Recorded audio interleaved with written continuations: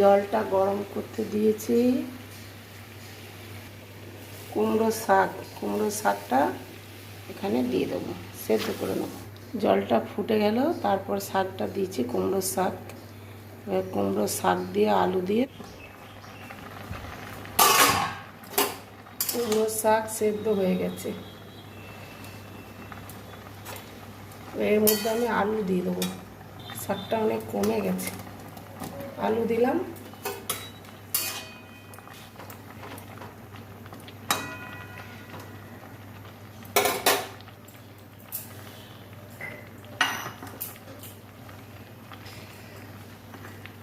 পরিমাণ মতো লবণ দেব।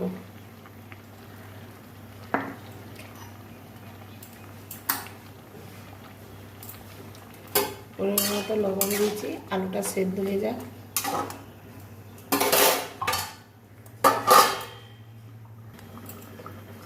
কটা বেগুন দিচ্ছি।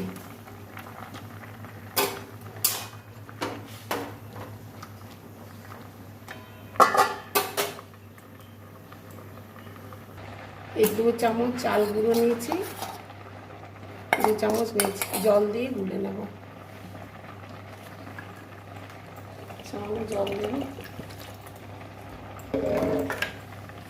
জল দিয়ে গুলে নেব।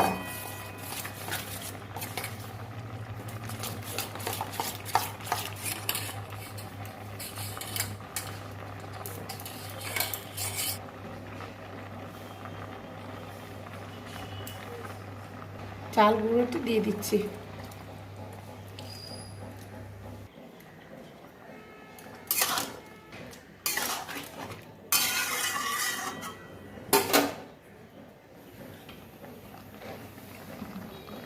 কুমড়ো শাকের ঘন্ট আলু দিয়ে রেডি,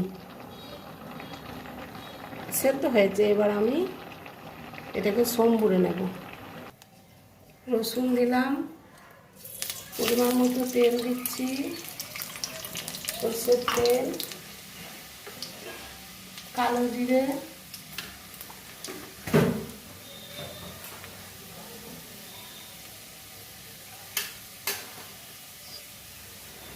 তারপর আমি শাকের তরকারিটা ঢেলে দেবো।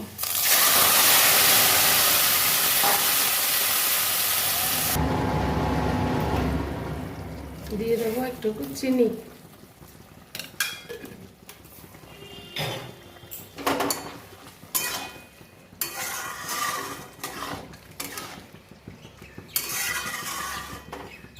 কুমড়ো শাকের রেসিপি বা ঘন্ট যে যেখান থেকে দেখছেন, লাইক শেয়ার সাবস্ক্রাইব করে পাশে থাকবেন বন্ধুরা।